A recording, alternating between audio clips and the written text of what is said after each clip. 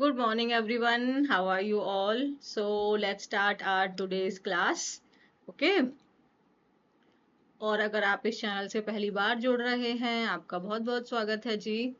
Channel को subscribe कर लेना है। वीडियो पसंद आएंगी तो वीडियोस को लाइक एंड शेयर करना भी ना भूलें। So let's start. First word क्या है हमारा? वोकेशनल। वोकेशनल का मतलब ये वेकेशन से नहीं है रिलेटेड। वोकेशनल इसका मतलब हुआ हम ना मतलब एकेडमिक जो हम पढ़ाई करते हैं उसके अलावा जो हम सीख रहे हैं, यानी कि सिंपली बोले तो जॉब ओरिएंटेड चीजें जब हम सीख रहे हैं, जॉब ओरिएंटेड जब स्किल्स हम अपना एक्वायर कर रहे हैं, वो होता है vocational training. So vocational trainings help people develop practical skills for employment. तो अगर हमें ट्रेनिंग मिल रही है वो किस प्रकार की है? वोकेशनल है, मतलब जॉब ओरिएंटेड ट्रेनिंग है जो हेल्प करती है लोगों को वो प्रैक्टिकल स्किल्स डेवलप करने में जो उस जॉब के लिए जरूरी है। जैसे कि अगर आप कंप्यूटर में जाना चाहते हैं, कंप्यूटर लाइन में है ना, इंफॉर्मेशन टेक्नोलॉजी में, तो भाई आपको जो जो चीजें उनको चाहिए, अगर मान लो प्रोग्रामिंग है तो आप वो क्लासेस ले रहे हैं, तो वो एक काइंड ऑफ वोकेशनल हो गई, यानी कि आप स्किल्स गैदर कर रहे हैं, आप वो सीख रहे हैं जो रियल में, जो प्रैक्टिकल में आप यूज कर पाएंगे। सो रिलेटेड टू एजुकेशन और training that prepares a person for a particular job और ऑक्यूपेशन। तो हम ऑब्वियसली हम एजुकेशन ही ले रहे हैं, हम पढ़ाई ही कर रहे हैं, हम अपने आप को ट्रेन कर रहे हैं, और हम दैट प्रिपेयर जो प्रिपेयर करे एक पर्सन को उस पर्टिकुलर जॉब को करने के लिए, उस ऑक्यूपेशन में आने के लिए। जैसे कि अगर हम सिंपली बोलें तो जब आपका जैसे सिलेक्शन हो जाएगा, तो सिलेक्शन होने के बाद में आपकी ट्रेनिंग होती है ना, तो काइंड ऑफ वो भी एक वोकेशनल ही हो गया, यानी कि वो आपको पढ़ा रहे हैं, वो आपको तैयार कर रहे हैं उस काम को, उस जॉब को करने के लिए, वो आपको प्रैक्टिकल नॉलेज दे रहे हैं। सो रिलेटेड आपका किसके है? ये करियर के रिलेटेड है, ऑक्यूपेशन के रिलेटेड है। तो एकेडमिक हम लोग जब पढ़ रहे होते हैं तो वो एक पर्टिकुलर काम के हिसाब से नहीं पढ़ रहे ना। अभी आप इंग्लिश पढ़ रहे हो, अब अगर आप इंग्लिश पढ़ रहे हो सपोज अपनी स्पीकिंग्स को, कम्युनिकेशन को आप इम्प्रूव करने के लिए, तो ये भी एक वोकेशनल ट्रेनिंग के अंदर आ सकता है। क्योंकि अगर वहां पे आपको पता है कि जॉब की जो रिक्वायरमेंट है वो यही है कि आपको अच्छी इंग्लिश आनी चाहिए, तो यानी कि आप जॉब ओरिएंटेड काम कर रहे हो, आप वो काम कर रहे हो जिससे आपको वो जॉब करने में हेल्प होगी या जॉब मिलने में हेल्प होगी, तो वो हमारी वोकेशनल हो जाएगा। समझ में आया? पार्ट्स ऑफ स्पीच क्या है हमारा? एडजेक्टिव। नेक्स्ट वर्ड है हमारा प्रोग्रेशन। प्रोग्रेशन का मतलब ये है कि हम आगे बढ़ रहे हैं, हम तरक्की कर रहे हैं, हम प्रोग्रेस कर रहे हैं। प्रोग्रेस ही लिखा हुआ है, प्रोग्रेस का नाउन ये बना दिया प्रोग्रेशन, मतलब आगे आगे बढ़ने की प्रक्रिया को, आगे बढ़ने के प्रोसेस को ही प्रोग्रेशन कहते हैं। सो द ग्रेजुअल मूवमेंट और development from one stage to a more advanced stage. Regression इसका जस्ट ऑपोजिट हो जाएगा, ये ध्यान रखना है। हम मूव कर रहे हैं, हम ग्रो कर रहे हैं एक स्टेज से और आगे की स्टेज की तरफ में, तभी हम उसको प्रोग्रेशन कहेंगे। जैसे कि अगर आप इंग्लिश सीख रहे हैं, तो इंग्लिश में अगर आप पहले बहुत छोटो छोटो से सेंटेंस बनाए, फिर उससे बड़े बड़े बनाए, इंटरमीडिएट लेवल के, फिर उससे भी बड़े, और अब आप एकदम फ्लुएंट हो चुके हैं, तो ये आपका प्रोग्रेशन कहलाएगा। ठीक है? अगर मान लो आप मैथ्स पढ़ रहे हैं या आप कुछ ऐसा काम कर रहे हैं जो एक पहले एक स्टेज पे था, फिर उसके बाद में अब आप दूसरे स्टेज पे, तीसरे, और अब आप एकदम फ्लुएंट होते जा रहे हैं, तो ये प्रोग्रेशन कहलाएगा। लेकिन आपको ऑलरेडी जितना आता था अब उतना भी आप भूलते जा रहे हैं, तो ये प्रोग्रेस नहीं कर रहे, ये पीछे की तरफ जा रहे हो, इसीलिए ये क्या कहलाएगा? ये रिग्रेशन कहलाएगा, ये डिक्लाइन कहलाएगा। तो प्रोग्रेशन मतलब हम ग्रेजुअली मूव कर रहे हैं आगे की तरफ, मोर एडवांस्ड स्टेज की तरफ। आप ऐसे सोचो, आप किसी कंपनी में आप हायर किए गए थे एक पर्टिकुलर पोस्ट पे, अब आप धीरे धीरे क्या कर रहे हैं? उससे आगे बढ़ रहे हैं। जैसे कि अगर हम बात करें फूड इंडस्ट्री में, आपने सिंपली एक एसोसिएट के रूप में शुरुआत की थी, फिर आप टीम लीडर बन गए, फिर आप एग्जीक्यूटिव बन गए, तो आप आगे प्रोग्रेस कर रहे हैं, this is your progression. But अगर एग्जीक्यूटिव से अगर आप टीम लीडर पे आ जाते हैं तो ये तो गिरावट आ गई ना, तो ये रिग्रेशन कहलाएगा। तो एडवांसमेंट, डेवलपमेंट, प्रोग्रेस और इम्प्रूवमेंट, ये इसके सिनोनिम्स हो गए। आई होप ये लर्न रहेगा। प्रोग्रेस उसी से निकल के आया है, सॉरी प्रोग्रेशन उसी से है, प्रोग्रेस। आपने ये वर्ड पहले भी पढ़ा हुआ है, डिटेरियोरेट। डिटेरियोरेट का मतलब होता है स्थिति और खराब हो रही है, यानी कि जिस स्टेज में पहले थे हम बैड थे, तो उससे और बुरी स्टेज में हो गए, अब हम वर्स हो गए हैं, यानी कि गिरावट आ रही है। रिट्रीट होना मतलब पीछे हटना, गिरावट आ रही है। Her career progression was impressive, तो उसका जो करियर ग्रोथ है, जो वो उसकी करियर की डेवलपमेंट है, जो उसकी ग्रोथ है भाई, वो बहुत इम्प्रेसिव है। मतलब उसने बहुत कम समय में बहुत ऊंची छलांग मारी है, बहुत अच्छा ग्रो किया है, ये बोल रहा है। स्टूडेंट की जो प्रोग्रेशन है इंग्लिश में वो क्लियरली विजिबल है, मतलब आपकी जो ग्रोथ है इंग्लिश में भाई, कि आपकी जो अंदर की जो इम्प्रूवमेंट है, इवन इम्प्रूवमेंट, हाँ इम्प्रूवमेंट सिनोनिम है, तो प्रोग्रेशन मतलब जो हमारी इम्प्रूवमेंट है वो आपकी क्लियरली विजिबल है, वो दिखाई दे रही है, वो समझ में आ रहा है कि हाँ आप इम्प्रूव कर रहे हैं। आई होप ये प्रोग्रेशन वर्ड लर्न रहेगा। नेक्स्ट वर्ड क्या है हमारा, इंटेंस। इंटेंस का मतलब ये होता है, जैसे अगर आप किसी से प्यार करते हैं और आपका प्यार इंटेंस है, यानी कि बहुत डेस्परेटली प्यार करते हैं आप, पैशनेट है आप उस चीज को लेके, हवा हवाई नहीं है कि अरे भाई नहीं, ऐसे ही नहीं है, बहुत इंटेंस लव करते हो, तो मतलब बहुत सीरियस हो आप उस चीज को लेके।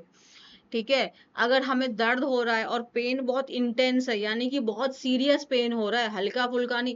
जैसे कभी कभी हमें ना, भाई देख मेरे को दर्द हो रहा है, और बंदा सामने वाला हंसने लग जाएगा कि मैं पागल है क्या, मेरे को लिटरली में बहुत तेज दर्द हो रहा है, तो मतलब इंटेंस वाला पेन हो रहा है। तो इंटेंस मतलब वेरी स्ट्रॉन्ग, वेरी एक्सट्रीम और सीरियस इन डिग्री। अगर किसी पर्सन की कंडीशन इंटेंस है, मतलब वो काइंड ऑफ क्रिटिकल है, वो सीरियस हो गई है, उसकी तबीयत बहुत खराब है। सो एक्सट्रीम है, स्ट्रॉन्ग, फियर्स, सीवियर, एक्यूट और पैशनेट, सबका मतलब ये बहुत ज्यादा हो गया। ऑपोजिट में देखें तो हल्का फुल्का सा है, माइल्ड है, वीक है ना, उतना ज्यादा नहीं है। तो अगर जैसे तूफान आया और तूफान को हम कह रहे हैं इंटेंस, यानी कि बहुत एक्सट्रीम वाला था, बहुत ही स्ट्रॉन्ग वाला था, बहुत ही पावरफुल था, तो इसका सिनोनिम क्या हो गया, पावरफुल भी हो गया। जैसे अभी फ्लड आई है, तो हम कह रहे हैं इंटेंस वाली फ्लड आई है, मतलब उसने आसपास की सारी चीजें तबाह कर दी हैं, यानी कि बहुत फियर्स थी। तो इस तरीके से वीक मतलब हल्का फुल्का, ज्यादा नहीं है। जेंटल है, मॉडरेट है, तो ये इसके ऑपोजिट हो गए। She felt intense pain in her leg, तो उसके लेग में उसको कैसा दर्द हुआ, बहुत तेज वाला। कैसा दर्द हुआ, बहुत तेज वाला, नॉर्मल वाला नहीं, बहुत तेज वाला दर्द हुआ। सही है। The students were under intense pressure before the exam. तो इंटेंस प्रेशर मतलब बहुत सीरियस प्रेशर में थे, बहुत गंभीर थे वो लोग, है ना, बहुत एक्सट्रीम प्रेशर में थे। कहते ना भाई अभी बात मत कर, अभी बहुत एक्स्ट्रा प्रेशर है मेरे ऊपर, भाई अभी मेरे से बात मत कर, बहुत इंटेंस प्रेशर में हूँ मैं, मतलब बहुत एक्सट्रीम प्रेशर में है भाई, अभी अभी भाई से बात नहीं करनी है।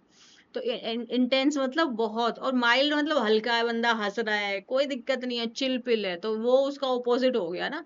तो इसका पार्ट्स ऑफ स्पीच क्या है, एडजेक्टिव है। डन है। नेक्स्ट वर्ड क्या है हमारा, रिलाय। रिलाय करना मतलब किसी भी इंसान के ऊपर में आप भरोसा कर रहे हैं, आप उस पर निर्भर हो रहे हैं, उस पर आप डिपेंड कर रहे हैं। सो टू डिपेंड ऑन समवन और समथिंग फॉर सपोर्ट, हेल्प और सक्सेस, मतलब सिंपल सी बात है, किसी के ऊपर में निर्भर होना, किसी के ऊपर में डिपेंड होना। So synonyms, depend on, count on, count on का मतलब भी निर्भर होना, ट्रस्ट कर रहे हैं आप उसके ऊपर में। ओपोजिट होगा, यानी कि वो पर्सन आपका रिलायबल है, सॉरी ये रिलाय तो वही निकल के आया ना। तो रिलाय अगर हम कह रहे हैं कि I can rely on you, अगर मैं आपसे बोलूं, मैं अगर ये बोलूं yes I know I can rely on you, मतलब मैं आपके ऊपर में निर्भर हो सकती हूँ। तो यानी कि ये जो पर्सन, ये जो यू है, ये कैसा पर्सन हो गया, ये रिलायबल पर्सन है, यानी कि ये निर्भर होने वाला, ये एडजेक्टिव बना दिया हमने, है ना, हम इस पे निर्भर हो सकते हैं, तो ये आपका रिलायबल है। अब हम इसको बना सकते हैं, ही इज, या मैं कह दूं इसी को, you are a reliable person, मतलब हाँ भाई तुम एक भरोसेमंद व्यक्ति हो, या she is a reliable person, मतलब आप उस पर निर्भर हो सकते हैं, आप उस पर डिपेंड कर सकते हैं। तो रिलाई करना मतलब उस पर डिपेंड करना, उस पर निर्भर करना, काउंट ऑन करना मतलब, या उस पर निर्भर कर सकते हैं, ट्रस्ट कर सकते हैं उस पर। डिस्ट्रस्ट मतलब उस पर भरोसा नहीं किया जा सकता है ना। बी इंडिपेंडेंट ऑफ, आप उस पर भरोसा नहीं कर सकते, वो आप अकेले ही रहो, किसी पे निर्भर नहीं होगे। मैनेज विदाउट, सेम बात हो रहा है, आप उस पर निर्भर नहीं हो, अकेले में मैनेज करो। अब हम यहाँ पे किसी सेकंड पर्सन पे हो रहे हैं, यहाँ हम इंडिपेंडेंट है, उसके बिना है। Many students rely on online resources for exam preparation. तो डेफिनेटली, तो बहुत सारे जो स्टूडेंट्स हैं वो किस चीज के ऊपर निर्भर करते हैं, ऑनलाइन रिसोर्सेज के ऊपर में अपनी एग्जाम प्रिपरेशन को लेके। डन है, इजी है। रिलाई का पार्ट्स ऑफ स्पीच क्या है, वर्ब है। देखो, हम बहुत सारी वोकैबलरी एक ही दिन में नहीं करते हैं, क्योंकि ऑटोमेटिकली आपको वो सारी वोकैब एक दिन में लर्न तो होने वाली है नहीं, और आप इतना रिवाइज भी नहीं कर पाएंगे, क्योंकि अदर सब्जेक्ट्स भी हैं, राइट।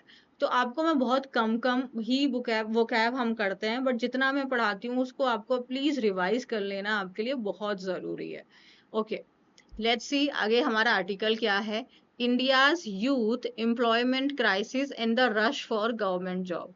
तो जो इंडिया यूथ भाई, उनका जो जॉब को लेके, जो एम्प्लॉयमेंट को लेके जो प्रॉब्लम्स हैं, जो क्राइसिस हैं, आज हम वो आर्टिकल पढ़ेंगे। और फिर इसकी वजह से भाई जो रश हो रहा है, जो भीड़ हो रही है गवर्नमेंट जॉब्स को लेके, जो कंपटीशन हो रहा है, वो पढ़ेंगे। तो देखते हैं क्या क्या दिया गया है। India has made remarkable progress in expanding school and higher education, skill development and vocational training. Remarkable progress, ये remarkable हमने कई बार पढ़ा हुआ है। Remarkable मतलब बहुत अच्छा, very impressive, है ना, बहुत अच्छा। सो इंडिया ने एक बहुत अच्छी प्रोग्रेस की है, प्रोग्रेस मतलब तरक्की की है, ग्रोथ की है उन्होंने। एक्सपेंड करना मतलब उस चीज को और फैलाने में, किसको, स्कूल्स को, high schools and higher educations को। तो स्कूल एंड हायर एजुकेशन को और बढ़ाने में इंडिया ने एक बहुत अच्छी तरक्की की है। स्किल डेवलपमेंट के अंदर में, कि ऐसा नहीं है कि लोगों को सिर्फ थ्योरेटिकल नॉलेज है, उनको प्रैक्टिकल नॉलेज हो, इन सब चीजों के अंदर उनके अंदर स्किल डेवलप हो, इन सब चीजों में। और वोकेशनल ट्रेनिंग्स में ये सब प्रोवाइड करने में इंडिया ने बहुत अच्छा प्रोग्रेस किया है। India's young Indians, today's young Indians are far more educated and ambitious than previous generation. Today's मतलब जो आज के जो युवा हैं, वो फार मोर एजुकेटेड हैं। फार मोर मीन कई गुना ज्यादा, बहुत ज्यादा वो एजुकेटेड हैं और एम्बिशियस हैं, मतलब उतना पैशनेट है अपनी पुरानी जनरेशन से। तो क्या बोल रहे हैं कि जो आज का युवा है वो अपनी पुरानी जनरेशन से, ये जो THAN लगा के बता रहा है हमको, कंपैरिजन हो रहा है, तो हमारे आज के युवा से उनकी अपनी पुरानी जनरेशन से, यानी कि अगर हमारे पेरेंट्स हो गए और यहाँ पे हम हो गए, तो कह रहा है कि जो आज का युवा है, जो आज का युवा यानी कि जो मैं हूँ, वो मैं अपने पेरेंट्स से ज्यादा एजुकेटेड हूँ और ज्यादा एम्बिशियस हूँ, ऐसा बोल रहा है, ठीक है। However, the labor market has failed to create enough quality jobs to match these rising aspirations.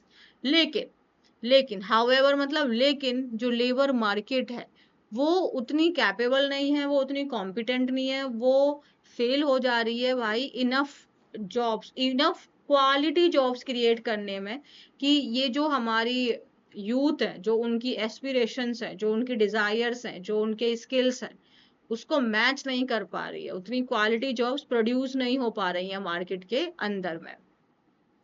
India has around 307 million people aged between 15 and 29. Okay, तो 15 से 29 साल की एज के बीच में ही आपके 307 मिलियन लोग आ जाते हैं।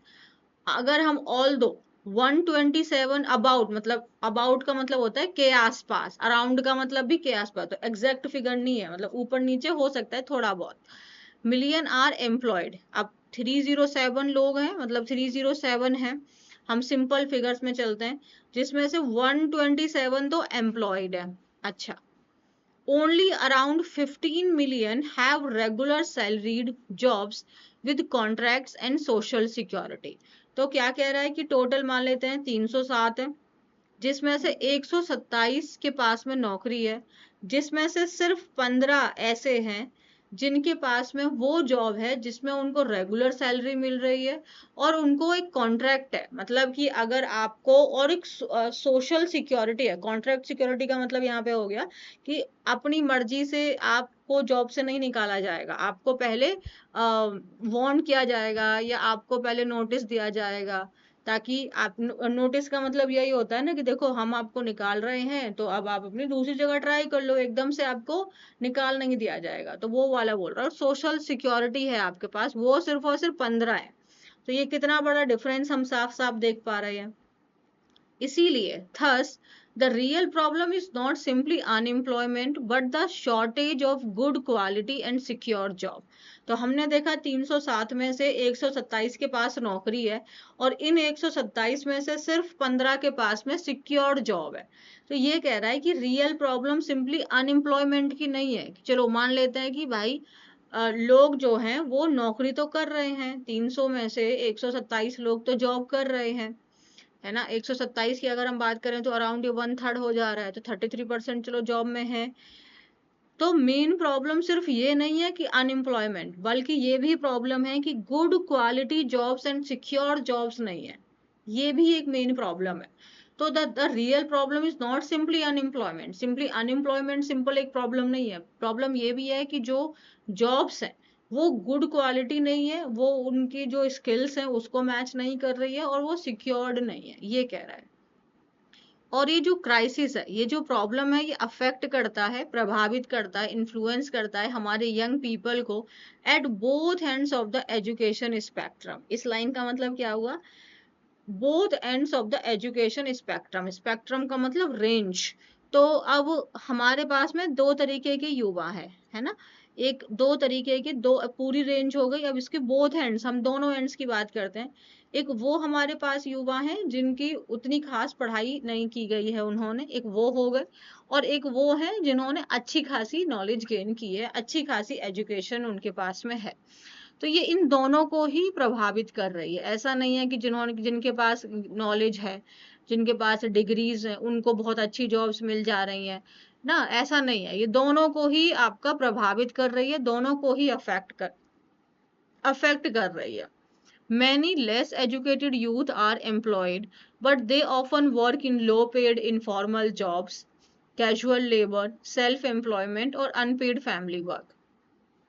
तो लेस एजुकेट मतलब जिन्होंने ज्यादा आपकी फॉर्मल एजुकेशन नहीं ली है, वो यूथ जो है वो बहुत सारे जो हैं वो एम्प्लॉयड हैं, लेकिन जो, बट दे ऑफन, मतलब ऑफन मीन्स अक्सर, वो काम कर रहे हैं किसमें, लो पेड जॉब्स में और इनफॉर्मल जॉब्स है ना, या कैजुअल लेबर की तरह, या सेल्फ एम्प्लॉयड की दुकान वगैरह खोल ली, उसी सब चीजों में इन्वॉल्व है, या वो अपनी फैमिली वर्क में इन्वॉल्व हो गए। देखो फैमिली वर्क में तो क्या ही पैसा मिलेगा, वो तो आपकी फैमिली होगी, सब कुछ आप ही का है, ऐसे सोच सकते हैं हम, इसमें क्या हम डिबेट कर सकते हैं। दूसरी तरफ में हमारे वो लोग हैं, ग्रेजुएट्स हैं, जो हाईएस्ट अनएम्प्लॉयमेंट रेट फेस कर रहे हैं, यानी कि अनएम्प्लॉयड के पास तो फिर भी इनफॉर्मल सेक्टर्स में काम कर रहे हैं, कम सैलरी है, लेकिन ग्रेजुएट्स को तो और ज़्यादा प्रॉब्लम हो रही है, क्योंकि ऑब्वियसली उन्होंने अपनी एजुकेशन में पैसा खर्च किया है, टाइम खर्च किया है, तो डेफिनेटली दे वांट जॉब जो उनकी एजुकेशन डिग्री को या उनके स्किल्स को, रादर देन सेम डिग्री, उनके स्किल्स के लेवल पे हो, मैच करे, है ना। तो वो लोग ज्यादा अनएम्प्लॉयमेंट रेट में है, अराउंड 22%, मतलब 22%, 22.7% जो है, जो आपके वो लोग जो ग्रेजुएट हैं वो अनएम्प्लॉयमेंट में है। Despite having degrees only a small proportion are able to secure regular salaried job. तो अब डिग्रीज होने के बावजूद, अब बट यहाँ पे ना एक थोड़ी सी मेरे बात आपको मैच ना करे, डिग्री होने का मतलब ये नहीं है कि आपके अंदर स्किल है। जैसे कि आज की डेट में ना ऑनलाइन की फील्ड में एक सबसे बेकार चीज ये हो रही है कि मैं क्या बोलूं, बट कोई भी अपने आप को टीचर के रूप में आके प्रस्तुत कर देते हैं कि देखिए जी हम ये फलाना सब्जेक्ट पढ़ा रहे हैं, भले ही वो उस चीज में कॉम्पिटेंट हो। मतलब कॉम्पिटेंट का मतलब ये नहीं होता कि आपने बोला कि मैं बोल पा रहा हूँ, आप उतना हार्ड वर्क कर रहे हैं उस चीज के ऊपर में, आपके स्किल्स हैं उतने उस लायक हैं, आपने अपने आप को उतना पॉलिश किया है कि नहीं किया है। तो ये भी हमको एनालाइज करने की जरूरत है कि क्या हम उस सिर्फ डिग्री के बेसिस पे अपने आप को अनएम्प्लॉयड कह रहे हैं कि I have degree but still I am unemployed, और do you really have that particular skill जो रिक्वायर्ड है जॉब करने के लिए? तो ये थोड़ा हमें अपने आप को इवेल्युएट करने की ज़रूरत है। तो बहुत स्मॉल प्रोपोर्शन ही है जिन जो एक रेगुलर सैलरीड जॉब को सिक्योर कर पाने में क्या हो पा रहे हैं, एबल हो पा रहे हैं। This is where government job examination become specially important. ये बात तो सच है। और ऐसी ही जगह पे भाई फिर क्या होता है, हमारा जो गवर्नमेंट जॉब के जो एग्जाम्स होते हैं वो बहुत ही ज़्यादा इम्पोर्टेंट बन जाते हैं। For many young Indians, those from rural or economically weaker backgrounds, these exams offer one of the few relatively transparent route to stable employment. ये बात देखो करेक्ट है। ये बात तो बिल्कुल सही है कि भाई बहुत सारे यंग इंडियंस के जिनके पास में एक नॉर्मल सी डिग्री है या उतनी हाई फाई एजुकेशन उन्होंने नहीं ली है ना, या वो बहुत रूरल और इकोनॉमिकली वीकर सेक्शन से आते हैं, तो ये एग्जाम को क्लियर करना उनके लिए एक वो चीज बन जाती है ना, one of the few relatively transparent route, मतलब वन ऑफ द फ्यू मतलब बहुत कम है। तो उसी में से एक ये है आपका गवर्नमेंट जॉब, ट्रांसपेरेंट रूट है ये नौकरी पाने के लिए एक स्टेबल एम्प्लॉयमेंट की तरफ में। ये बात है, देखो बहुत बहुत करप्शन है, बट हमें अपने आप को कैपेबल बनाना है। हम चीज़ों को ब्लेम करने से, अपने आप को विक्टिमाइजेशन में डालने से हम कभी भी सक्सेसफुल नहीं हो सकते। प्रॉब्लम्स इंक्रीज होंगी, डिक्रीज नहीं होगी, फिर हमारा प्रोग्रेस नहीं होगा, हमारा रिग्रेशन शुरू हो जाएगा। Government jobs provide job security, regular salaries, social protection, career progression and social status. तो ये सब चीज़ें हमें एक नौकरी के, एक गवर्नमेंट जॉब है ना, सरकारी नौकरी सबको चाहिए, बट ये भी प्रॉब्लम है, लोग काम नहीं करेंगे, फिर तो हमें काम भी करना है। चलिए हम जॉब तक की बात करते हैं कि भाई वो जो जॉब है वो हमें सिक्योरिटी प्रोवाइड करती है, एक रेगुलर सैलरी आएगी। सोशली हम भाई भाई साहब पूछो, कोई गवर्नमेंट जॉब वाला बंदा होगा वो कैसे बोलेगा, है ना? उसी चीज के लिए तो आप भी इतनी मेहनत कर रहे हैं, बट आई होप कि जब आपके उस पोजीशन पे आप जाएं तो आप अगेन जिन लोगों को आप बोलते हैं अरे भाई थोड़ा काम कर ले, उस कैटेगरी में आप भी फिट ना हो। ऑब्वियसली हमारे करियर में ग्रोथ भी मिलती है हमको, और सोशल स्टेटस तो हमारा बहुत ऊंचा हो ही जाता है। एग्जाम जैसे कि जो एसएससी है, बैंकिंग है, railway, UPSC, state level recruitment exams हैं, are seen as comparatively merit based. Merit based का मतलब आज आपको जितनी नॉलेज है उसके बेसिस पे आपका सिलेक्शन हो रहा है। पास्ट आपने क्या किया, एजुकेशन आपकी क्या है, कि कोई फैंसी डिग्रीज वगैरह है, वो सब का उतना आधार नहीं है वहां पे। Candidate can compete without relying heavily on expensive degrees, family connections और professional networks। बिल्कुल करेक्ट है। यहाँ पे जो स्टूडेंट जितना मेहनत कर रहा है, जितना उसको चीजें सीख रहा है, वो अपने ऊपर में डिपेंड होके, उसको किसी और चीज के ऊपर डिपेंड होने की जरूरत नहीं है इन एग्जाम्स को पास करने के लिए। वो ये कह रहा है कॉम्पीट करना मतलब फाइट करता है, विदाउट डिपेंडिंग हैवीली। किस रूप के ऊपर में, एक्सपेंसिव डिग्रीज की, उसको बहुत महंगी डिग्री होंगी तभी उसको वो काम मिलेगा, या फैमिली के उतने स्ट्रॉन्ग कनेक्शंस होने चाहिए, या प्रोफेशनल उसका एक नेटवर्क होना चाहिए, फैमिली उतनी स्ट्रॉन्ग हो। तो सही बात है, इसीलिए जो हमारे रूरल और जो हमारी बैकवर्ड इकोनॉमिकली बैकवर्ड फैमिली से बच्चे आते हैं वो बहुत डिपेंड होते हैं गवर्नमेंट जॉब्स के ऊपर में। This has led to intense competition. In 2024, around 30 lakh candidates competed for approximately 17,700 government job post. मतलब एक एक 2024 का एक इन्होंने डेटा उठा के बोला है कि अराउंड 30 लाख कैंडिडेट से जिन्होंने सिर्फ 17,700 गवर्नमेंट पोस्ट के लिए फाइट किया। तो about 170 candidate for every vacancy, मतलब एक सिंगल सीट के ऊपर में अराउंड 170 लोग फाइट कर रहे थे। यही सच्चाई है। The rush for government jobs therefore reflect not simply a preference for government employment but also the scarcity of secure and decent jobs elsewhere.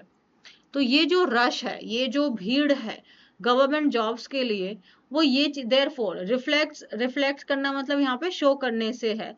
ये शो कर रहा है ना ही सिर्फ ये कि हमारी प्रेफरेंस है गवर्नमेंट जॉब, नहीं, ये इस चीज को भी शो कर रहा है कि जो आपकी स्कैरसिटी है, मतलब जो कमी है, जो शॉर्टेज है सिक्योर एंड डिसेंट जॉब्स को लेके दूसरी जगह पे, दूसरे प्लेस पे, ये उस चीज को भी रिफ्लेक्ट कर रहा है। Many graduates spend years preparing for these examinations because private sector jobs often offer low pay and limited security. तो जो बहुत सारे हमारे ग्रेजुएट्स हैं, जो हमारे यंगस्टर्स हैं, वो अपने जीवन के कई सारे साल बिता देते हैं गवर्नमेंट एग्जाम्स की प्रिपरेशन में, क्योंकि उनको पता है कि प्राइवेट सेक्टर के अंदर में उनको बहुत प्रॉब्लम है ना, वहां पे नहीं है प्रॉब्लम। अभी शुरुआत अगर वो करेंगे तो बहुत लो सैलरी से होगा और बहुत सारी चीजें हैं। Yet the limited number of vacancies creates another form of distress obviously।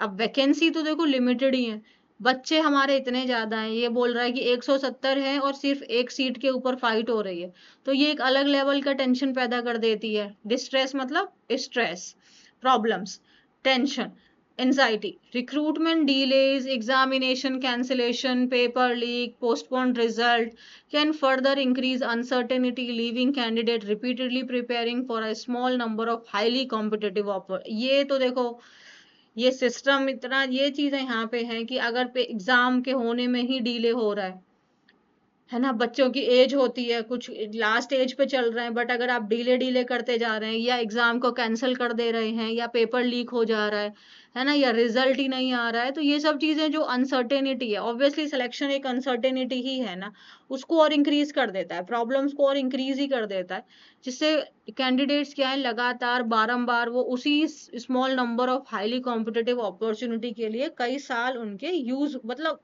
व्यर्थ हो जाते हैं, क्योंकि आप टाइम से आपका पूरा रिक्रूटमेंट प्रोसीजर नहीं हो रहा है। India does not have a shortage of hard working और एजुकेटेड यूथ। ये तो देखो सही बात है कि इंडिया के पास में ऐसा नहीं है कि हमारे पास में मेहनत करने वाले या पढ़े लिखे युवा नहीं है, हमारे पास में प्रॉब्लम वाकई में शॉर्टेज तो है। अगर हमारे पास एक हार्ड वर्किंग, मुझे ऐसा लगता है कि जो हमारा 20-22 साल का जो ग्रेजुएट होता है और अगर उसको सही टाइम पे सही प्लेस मिल जाए, वो बहुत आगे जा सकता है। It has a shortage of good quality jobs until employment opportunities grow as fast as education and aspiration. Government queues will continue to grow and millions of young Indians will keep waiting for the opportunity to build a secure future। तो मतलब कमी है हमारे पास में good quality jobs की, और जब तक अंटिल मतलब ये टाइम के लिए बोल रहा है, जब तक एम्प्लॉयमेंट अपॉर्चुनिटी उसी तरीके से उसी तेजी से ना ग्रो करें जैसे एजुकेशन और हमारी डिजायर्स हैं, तो उसी तरीके से अगर हमारे ना ग्रो करेगी, तब तक ये जो गवर्नमेंट एग्जाम की जो लाइनें हैं वो इसी तरीके से बढ़ती रहेंगी और मिलियंस ऑफ यंग इंडियंस हैं वो इसी तरीके से इंतजार करते रहेंगे कि उनको एक मौका मिलेगा, अपॉर्चुनिटी मिलेगी अपने भविष्य को सिक्योर करने के लिए।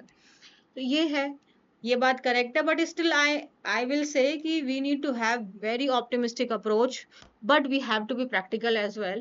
So instead of saying that yeah, of course I understand that you people are preparing for government job and then वो एग्जाम का ना होना, डिले होना, वो सब तो एक अलग लेवल का फ्रस्ट्रेशन है, बट आपको अपने अदर स्किल्स को भी इम्प्रूव करते रहना है, आपको अपने ऊपर वर्क करना है। हम खुद अपनी लाइफ को बदल सकते हैं, किसी को ब्लेम करने से हमारा कुछ भी भला नहीं होगा। यही एक मोटो है जो हमें अपने जीवन में अपनाना चाहिए, राइट। सो किसी भी नेगेटिविटी से ऊपर ये होना चाहिए कि क्या आप उतने कैपेबल हैं, क्या आप सीरियसली में उतने कैपेबल हैं। ये भी हमारे लिए एक इम्पॉर्टेंट चीज़ है, क्योंकि हम सिर्फ अपने आप को ही चेंज कर सकते हैं, ठीक है। तो अच्छे से पढ़ाई करनी है आपको, अपने स्किल्स के ऊपर में आपको काम करना है। हर रोज आपको एक कोशिश करनी है कि 0.1% ही सही, बट अगर आप प्रोग्रेस करें ना कि आप रिग्रेशन में जाएं। तो नेगेटिव थिंकिंग के साथ में हम रिट्रीट करते हैं, हम पीछे की तरफ ही जा रहे होते हैं, आगे की तरफ नहीं जा रहे होते हैं। तो be positive, be more hopeful, but work more in a realistic way. Okay, so bye everybody, take care. Channel को आप लोग बिल्कुल भी शेयर नहीं करते हैं तो शेयर कर देना है। वीडियोस को जितना ज़्यादा शेयर कर सकते हैं प्लीज़ उतना शेयर करिए, लाइक करिए। अपना ध्यान रखिए। Bye everyone.